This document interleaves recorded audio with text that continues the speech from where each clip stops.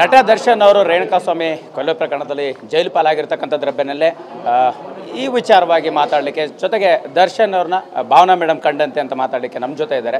Madam, ಸಹಜವಾಗಿ ದರ್ಶನ್ ಅವರಂದರೆ ಒಬ್ಬೊಬ್ರಿಗೆ ಒಂದೊಂದು ರೀತಿಯಲ್ಲಿ ನೆನಪಾಗ್ತಾರೆ.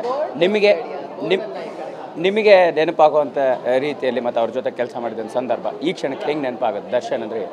ನೆನಪಲ್ಲ, ಅದೇ ನೆನಪಿಗಿನ್ಪು ಅಂತ ಹೇಳೋಕ್ಕೆಲ್ಲ ತಪ್ಪಾಗತ್ತೆ. It's not a right way to say that. But ನಾನು ದರ್ಶನ್ ಮೊದಲಿಗೆ ನಾವು ಇಬ್ಬರು ಭೇಟಿಯಾಗಿದ್ದು, ಅವ್ರು ಅದರಲ್ಲಿ ಇನ್ನೂ ಹೀರೋ ಆಗಿರಲಿಲ್ಲ. ಎಷ್ಟು ಜನ ಗೊತ್ತಿದೆಯೋ ಇಲ್ವೋ ಗೊತ್ತಿಲ್ಲ ನನಗೆ. ಎಲ್ಲರ ಮನೆ ದೋಸೆನು ಅನ್ನೋ ಒಂದು ಸಿನಿಮಾದಲ್ಲಿ ನನ್ನ ತಮ್ಮ ಆಗಿ ಅವರು ಪಾತ್ರವನ್ನು ನಿರ್ವಹಿಸಿದರು. ಅದಕ್ಕೆ ನೀವು ನೋಡಿರ್ಬೋದು, ನಾವು ಯಾವತ್ತೂ ಹೀರೋಯಿನ್ ಆಗಿ ಗರ್ಲ್ ಫ್ರೆಂಡ್ ಬಾಯ್ ಫ್ರೆಂಡ್ ಥರದ ಪಾತ್ರಗಳನ್ನ ಯಾವತ್ತೂ ನಾವು ಮಾಡಲಿಲ್ಲ.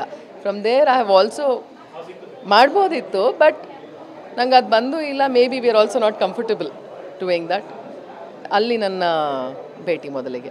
ಎಸ್ ಮೇಡಮ್, ಸಹಜವಾಗಿ ಅವ್ರನ್ನ ಸಿನಿಮಾ ಜರ್ನಿ ನೋಡೋರಿಗೆ ಇವತ್ತಿನ ಒಂದು ಪ್ರಕರಣ ಸಹಜವಾಗಿ ಒಂದು ಭಿನ್ನ ರೂಪದಲ್ಲಿ ಕಾಣುತ್ತೆ. ಯಾಕಂದರೆ ನೀವು ತುಂಬ ಹತ್ತಿರದಿಂದ ಕಂಡಂಥವ್ರು, ಪ್ರತಿ ಹಂತದಲ್ಲಿ ನೋಡಿರೋಂಥವ್ರು. ಸೊ ಈಗ ರೇಣುಕಾಸ್ವಾಮಿ ಅವರ ಕೊಲೆ ಪ್ರಕರಣದಲ್ಲಿ ದರ್ಶನ್ ಅವ್ರ ಹೆಸರು ಕೇಳಿ ಬಂದಾಗ ಫಸ್ಟ್ ನಿಮ್ಗೆ ಏನು ಅನಿಸ್ತು ಅಂತ? ಮನಸ್ಸಿಗೊಂದು ಕಸಿವಿಸಿ ಆಯಿತು, ಅಗಾಧವಾದ ಒಂದು ನೋವಾಯಿತು, ಇಷ್ಟು ಹೇಳ್ಬೋದು.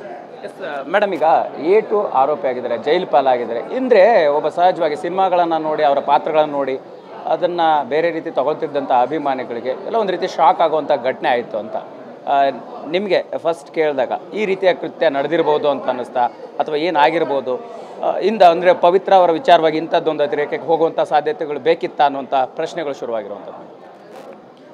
ಇಲ್ಲ, ಒಂದು ಇದರಲ್ಲಿ ನನ್ನ I have a difference of opinion.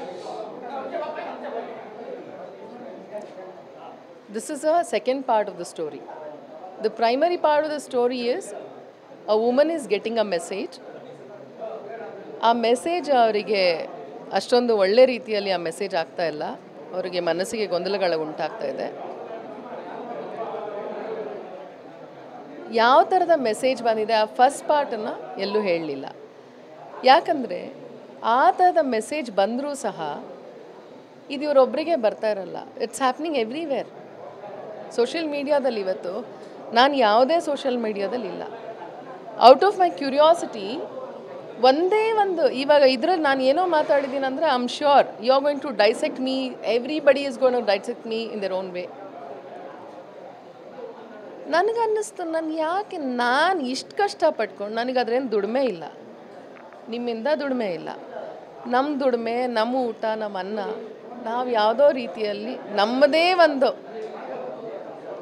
ನಿರ್ದಿಷ್ಟವಾದಂಥ ಈ ಥರದಲ್ಲಿ ನನ್ನ ಜೀವನದಲ್ಲಿ ನಾನು ಎಡಿಬೇಕು ಅಂತ ನಾನು ನಡ್ಕೊಂಡಿರುವಾಗ ನಾನು ಯಾಕೆ ಇನ್ನೊಬ್ರ ಹತ್ರ ನಾನು ಬೈಗುಳೋದು ಮಾತು ಕೇಳಿ? It's never a pleasure thing.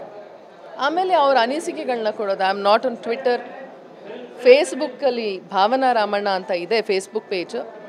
ಅದರಲ್ಲಿ ನಾವು ಬರೀ ಮಾತಾಡೋದು ಬರೀ ಕಲೆ ಬಗ್ಗೆ, ಅಡುಗೆ ಬಗ್ಗೆ, ನಾನು ಮಾಡೋ ಅಡುಗೆ ಬಗ್ಗೆ, ಇಷ್ಟ್ರ ಬಗ್ಗೆ ಮಾತಾಡ್ತೀನಿ.